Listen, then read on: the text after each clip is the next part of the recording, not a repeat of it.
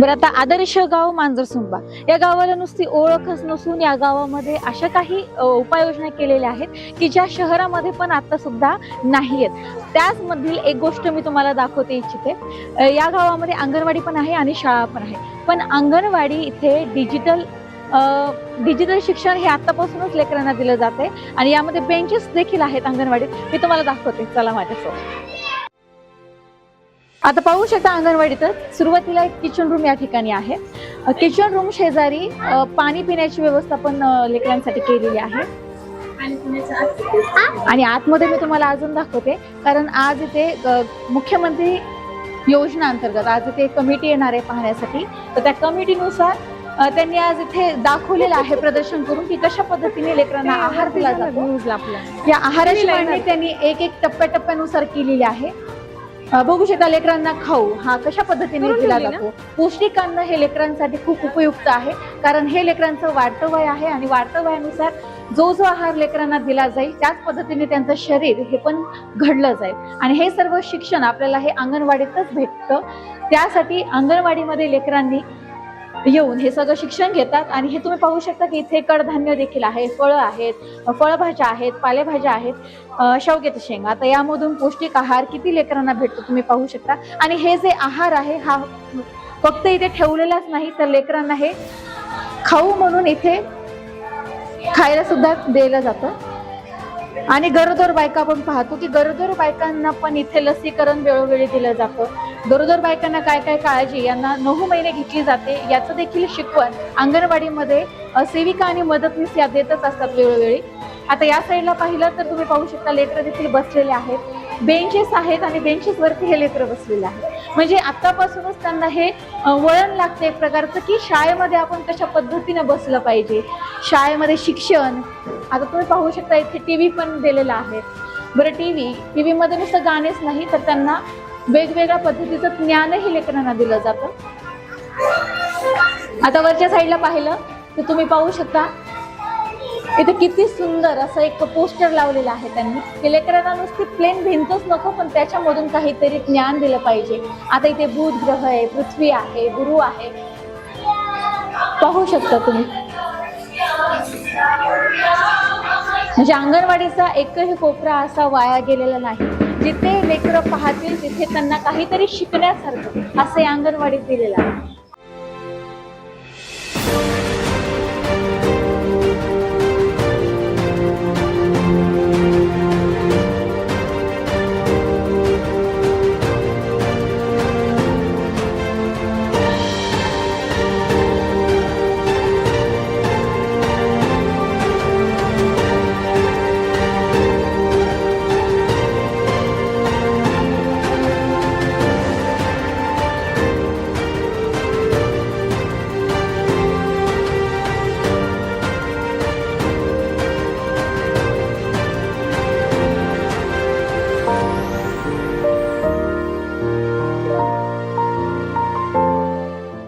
ओटी भरणे, गरोदर माते 3ऱ्या महिन्यापासून 7व्या महिन्यापर्यंत ओटी भरण करतात.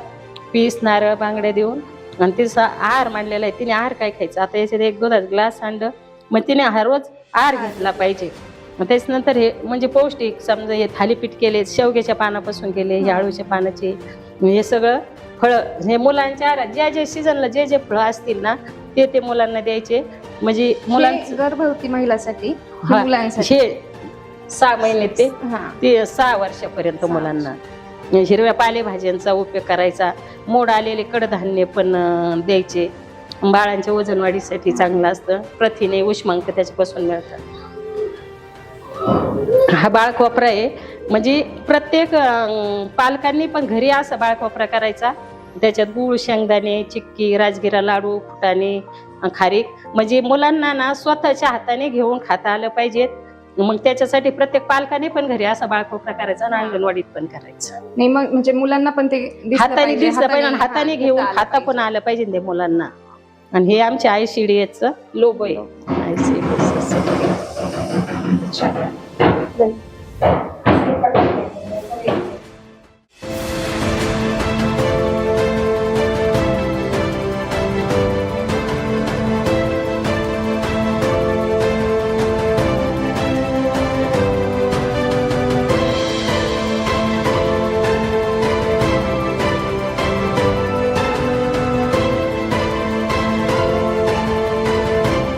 नमस्कार, मी सलोनी खिंडारी आणि तुम्ही पाहत आहात न्यूज टुडे 24. आता न्यूज टुडे 24च्या माध्यमातून आम्ही तुमच्यासाठी प्रत्येक वेळी काहीतरी दाखवण्यासारखं शिकण्यासारखं आणत असतो. त्याच पद्धतीने आज देखील मांजरसुंबा या गावात, म्हणजे या मांजरसुंबाला आदर्श गाव का म्हटलं जातं, हे नुसतं पदच नाहीये किंवा एक पुरस्कारच म्हणून नाहीये, ते या गावाचं तसं वैशल्य आहे, तसं कर्तृत्व आहे. कारण या गावाने फक्त पुरस्कारासाठीच नाही तर जी नवीन पिढी आहे त्यांना घडवण्यासाठी आणि आदर्श गावातून काय भेटला पाहिजे यासाठी देखील आज आपण या गावात आलेलो आहोत. तुम्ही पाहू शकता की या गावामध्ये नुसतं शेतीच नाही तर ही शेती सेंद्रिय खतापासून केलेली आहे. फक्त 50% किंवा 20% अशी नाही, तिथे 100% सेंद्रिय खताने शेती पूर्ण शेतकरी करतात. लेकरांना पौष्टिक आहार आणि त्यांच्याच बरोबर पौष्टिक आहाराची निर्मिती कशा पद्धतीने केली जाते हे आज आपण पाहू शकता. आता हे जे इथं पेरलेलं आहे हे फक्त पेरलेलंच नाहीये तर लेकरांना शिक्षणाबरोबर दाखवलेलं देखील आहे की सेंद्रिय खताची निर्मिती कशा पद्धतीने केली जाते, भाजीपाला हा कशा पद्धतीने उगवला जातो हे यामधून पाहायला भेटते. कारण मी इथल्या टीचर्सना विचारलं की हे फक्त एवढ्याच पालेभाज्या एवढ्याच भागात का लावलेल्या आहेत, तर त्यावरती त्याने उत्तर दिलं की आम्ही हे फक्त लावलेलंच नाही आहे, की लेकरांना आम्ही शिकवलेले आहे की बिया कशा पद्धतीने पेरल्या जातात, त्याच्यातून पीक किती दिवसांनी बाहेर येतं, या पद्धतीत त्यांनी शिक्षण हे लेकरांना दिलेलं आहे. आता मी तुम्हाला या गावाची अंगणवाडी पण दाखवणार आहे की अंगणवाडी ही कशा पद्धतीने विकसित केलेली आहे.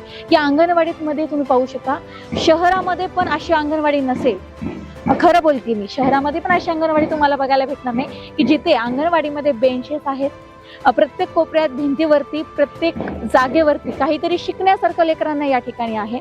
वरचा जो स्लॅब आहे त्या स्लॅबवरती त्यांनी गृह मंगल म्हणजे जे काही आपले आसमानमधले तारे वगैरे जे काही आहेत त्यांचं शिक्षण देखील त्यांनी इथे लहान वयातल्या लेकरांना दिलेलं आहे. इथे कॉम्प्युटर देखील आहे. आतापासून या लेकरांना डिजिटल ज्ञान हे कशा पद्धतीने दिलं जाईल याची देखील यांनी सोय केलेली आहे. आता आपण मी तुम्हाला अंगणवाडी पण दाखवणार आहे, ती पण पाहूयात. आणि याचबरोबर या लेकरांना इथे पाण्याची सोय पण केली आहे. हँडवॉश कशा पद्धतीने केलं जातं हे देखील ते शिकवतात की आतापासूनच लेकरांना स्वच्छ कसं राहायचं हे देखील ते सांगतात. आपण पाहूया.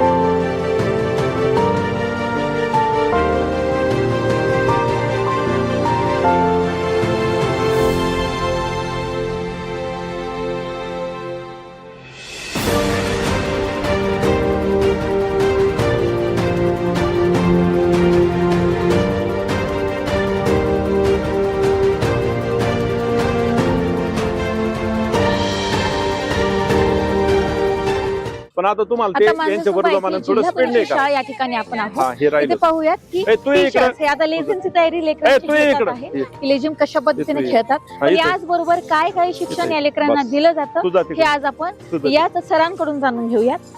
हे इकडं हे इकडं. मला सांगा, आता हे नमस्कार. जे लेझिमची तयारी चालू आहे हो हो ही कधीपासून किंवा किती दिवसापासून करताय तयारी लेकरं? तसं तर लेझिम 15 ऑगस्ट आणि 26 जानेवारी या राष्ट्रीय सणाच्या दिवशी आम्ही घेत असतो. आणि या आठवड्यातून साधारण शनिवारी त्यांना आनंददायी शनिवार आपण एक वार आठवड्यातला घेत असतो. आणि त्यामध्ये मनोरंजक खेळ, लेझिम, त्याचप्रमाणे काही दुसरे खो खो, कबड्डी असे खेळ आपण घेत असतो. तर ही लेझिम सुद्धा आपला एक जुना प्रकार आहे महाराष्ट्रातला. लेझिम हा खेळ आणि तो मुलांना आला पाहिजे. त्याच्यातून शारीरिक व्यायाम होतो, मनोरंजन होतं, सामूहिक कवायत होते. तर अशा पद्धतीने आम्ही घेत असतो. आज मुख्यमंत्री ग्रामपंचायत समृद्ध ग्रामपंचायत उपक्रमाअंतर्गत एक पाहुण्यांचं स्वागत म्हणून आम्ही लेझिम बसवलेली आहे. बसवलेली. बरं, मला सांगा की आता जिल्हा परिषद शाळा आहे आपल्या आदर्श गाव मांजरसुंबा येथे, बरोबर आहे. तर या शाळेसाठी विविध योजना अंतर्गत काय काय योजना या शाळेमध्ये पण राबवल्या जातात किंवा काय काय या शाळेला मान्य झालेलं आहे आणि कशा पद्धतीचं शिक्षण इथे दिलं जातं? तसं तर जिल्हा परिषद शाळा म्हणजे खऱ्या अर्थाने विद्यार्थ्यांचा सर्वांगीण विकास जर व्हायचा असेल तर जिल्हा परिषदेच्या शाळेमध्येच आपले मुलं टाकले पाहिजे. कारण का, याच्यामध्ये एकतर गावातली सर्व मुलं असतात, सर्व जाती धर्माची मुलं असतात. मग एक सलोखा निर्माण सर्वप्रथम होतो आणि त्यामध्ये या ठिकाणी आपल्या मातृभाषेतून शिक्षण दिल्यामुळं मुलांना ते चांगलं कळतं. आणि विविध खेळ अभ्यासक्रम बरोबर विविध खेळ आपण घेतो, शारीरिक विकास होतो. आज आपण पाहतो, मी बाकीच्या माध्यमांना शाळांना नाव ठेवणार नाही, पण आमच्या इतका सुदृढ बालक दुसऱ्या माध्यमाच्या शाळेमध्ये तुम्हाला दिसणार नाही. आणि फक्त शारीरिकदृष्ट्या सुदृढ नाही तर मानसिकदृष्ट्या त्याचा शिक्षणाचा अभ्यासक्रम तुम्ही पहा, तो इतरांपेक्षा पुढेच असतो. आज आपण जर सर्वे केला एक 5-10 गावाचा किंवा जिल्ह्याचा तालुक्याचा सर्वे करा की त्या विविध क्षेत्रामध्ये फक्त सर्व्हिसच नाही पण खेळामध्ये म्हणा, वेगवेगळ्या स्पर्धामध्ये म्हणा, हा जिल्हा परिषद शाळेचा विद्यार्थी हा पुढे असतो. याचं कारण आम्ही तर शिकवतोच, बाकीच्या माध्यमाचे शिक्षक आहेत, पण ही एक भौगोलिक वातावरण, सामाजिक वातावरणाचा त्यांच्या मनावर परिणाम होतो आणि मग खऱ्या अर्थाने विद्यार्थी हा घडत असतो. त्यामध्ये शासनाच्या सर्व प्रकारच्या योजना, मध्यान्ह भोजन असेल, त्याचप्रमाणे वेगवेगळ्या स्कॉलरशिप असतील, त्या सगळ्यांचा लाभ, अपंगासाठी खास सुविधा आहेत, त्या सगळ्यांचा लाभ त्या विद्यार्थ्यांना मिळत असतो. बरं, आता आम्ही आल्यानंतर एक छोटस शेत पाहिलं, त्या शेताबद्दल काय सांगणार की तुम्ही विद्यार्थ्यांना ते शिकवता की फक्त ते लावलेलं आहे? तर शेतामधून एक तर त्यांना थोडीशी अंगमेहनतीची सवय लागते. दुसरं, हे जे पीक आहे, आपला भारत देश शेतीप्रधान आहे आणि त्यामुळं या पिकामध्ये याची कशा पद्धतीने आपण लागवड केली पाहिजे, त्याला कोणकोणती खतं, कोणकोणती औषधं लागतात याची अप्रत्यक्षरित्या त्यांना माहिती होती. शिक्षणाबरोबर तुम्ही शेतीचं ज्ञान हे लेकरांना आता या वयापासून देता आलंच पाहिजे. आणि त्यामुळे छोटंसं का होईना एक प्रात्यक्षिक स्वरूपात आम्ही परसबागेमध्ये मेथीची लागवड आहे, वेगवेगळे झाडं आहेत, याची पिकांची माहिती त्यांना मिळाली पाहिजे. कारण भूगोलामध्ये पिकांची माहिती आहे ती अनायासे त्यांना या ठिकाणी प्रत्यक्ष अनुभव या ठिकाणी येतो. अशा पद्धतीने शाळेमध्ये विविध उपक्रम राबवले जातात, वेगवेगळी माहिती त्यांना दिली जाते.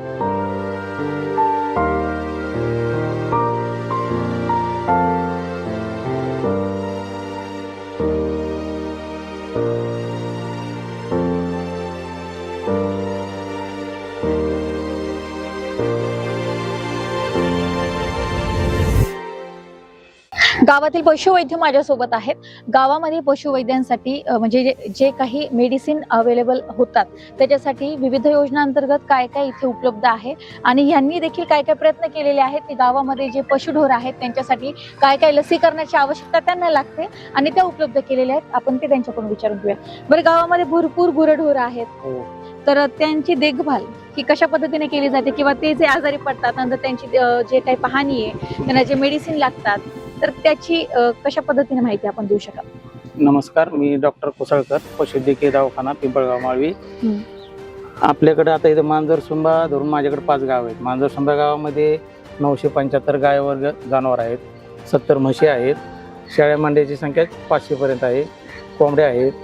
तर शासनाकडून दरवर्षी आपल्याला 3-4 प्रकारची लस उपलब्ध होती जनावरांसाठी. त्याच्यात लाळ खुरकूत आहे, घडसर्प आहे, फाऱ्या आहे आणि लंपीची एक लस आहे. त्यात लाळ खुरकुतीची लस आपण घरोघरी जाऊन सर्वच लशी घरोघरी जाऊन आपण दररोज टोचतो. लाळ खुरकुताची लस वर्षातून 2 वेळा टोचावं लागते. आता 13 फेब्रुवारी पासून आता एक 8वी फेरी चालू होती आपली. दुसरं म्हणजे आपल्या पशुसंवर्धन मार्फत विविध योजना असतात. त्याच्यात नाविन्यपूर्ण योजना असते, विशेष घटक योजना असते, त्यामार्फत आपण विविध योजनाचे जनावर वगैरे लाभार्थ्यांना पुरवठा करतो. मका बियाणं वाटप असते, ती बी आपण लाभार्थ्यांना देतो असतो. आणि आपण ह्या गावासाठी आता मुख्यमंत्री समृद्ध पंचायत राज अभियानामध्ये आतापर्यंत 3-4 वेळा शिबिर घेतले, लसीकरण वगैरे केले, घरोघर जाऊन विविध आजाराचे उपचार सुद्धा घेतलेले आहेत. ह्या गावामध्ये सध्या रोगराई सध्या काहीच नाहीये. रोगराई मुक्त गाव आहे. रोगराई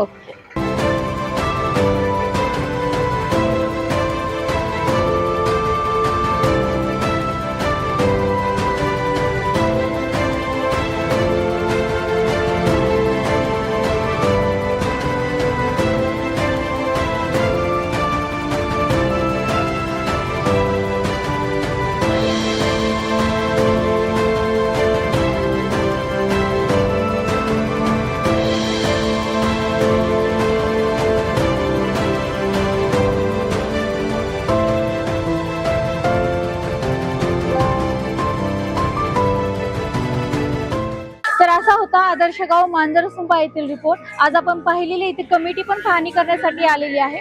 संपूर्ण गावकऱ्यांनी मस्त नियोजन या ठिकाणी केलेलं होतं. गावातील शाळकरी विद्यार्थी आणि गावातील शेतकरी माणसं, काही जे बचत गटातील महिला आहेत त्यांना देखील इथे प्रदर्शन मांडलेले आहेत. आता हा संपूर्ण रिपोर्ट आपण आज केलेलाच आहे. कॅमेरामॅन मोहसिन शेख सह मी सलोनी खिंडारी, न्यूज टुडे 24 अहिल्यानगर.